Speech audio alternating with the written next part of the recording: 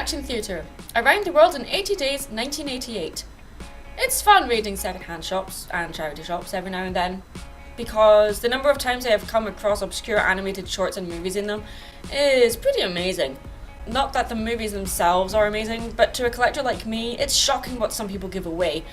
That's where most of the content for the Reaction Theatre episodes come from, to be perfectly honest, and here is one of them. Funnily enough, halfway through watching this reiteration of the classic Jules Verne novel, I realised at some point during my childhood I had actually already seen this movie. Even though this story is a classic, it only has 13 film and television adaptations, only 3 of those listed being animated. That being said, despite how few adaptations this story has, it is one of the most well known, and for a very good reason. Admittedly, I have never actually read the book, but grew up watching a couple of live action versions of the story. But what I find really interesting is that this is not the only adaptation to tell the story using anthropomorphic animal characters.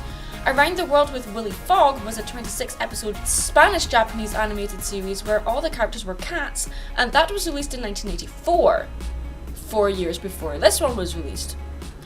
I can't help but feel like this was somewhat of a rip-off or imitation of that series, because it depicts the characters as dogs instead, with the exception of Passepartout, who is a monkey for some reason.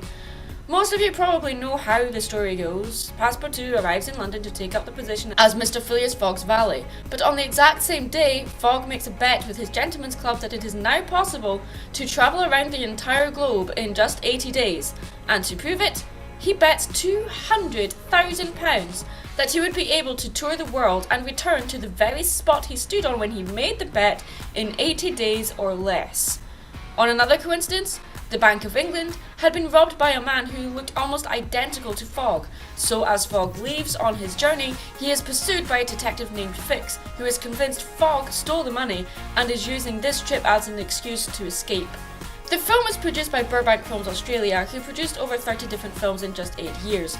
The company was known for their films having a more grim and sketchy appeal, and though this film shows a little less of that, it does get pretty dark at times, and the films made on a budget like this one can come off feeling cheap, and sadly this film does just that. I've seen far worse character animation, but the characters are often slightly off-model and a little bit uncanny, and borderline racist at times. I'd still recommend it to collectors and animation lovers in general, and highly recommend people to look into the other productions by Burbank Films Australia, but you know how the old saying goes, quality is better than quantity.